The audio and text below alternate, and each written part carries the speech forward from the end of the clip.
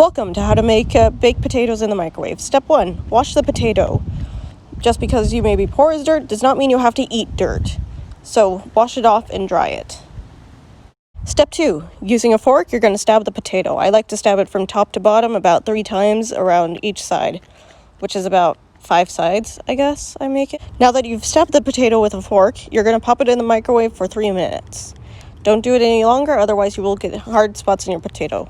After that, grab your add-ons. For example, cheese, sour cream, milk, butter, all of that good stuff, you know that. Step 6,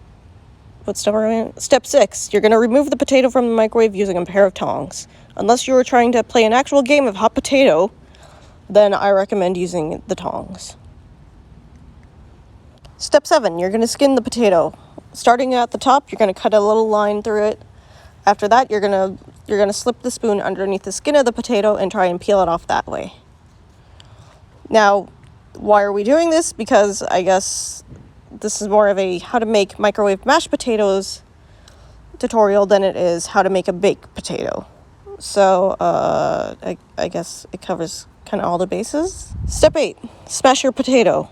No, not like that. Because then you're going to just fling potatoes all over the place, and that's not going to be fun. In order to properly smash your potatoes, you're going to use the back of the spoon and just smush it down beneath it. Like a puny god.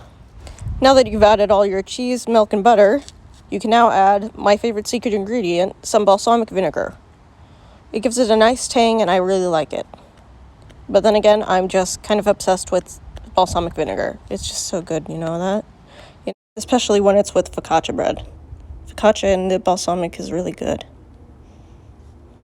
Now enjoy your potatoes.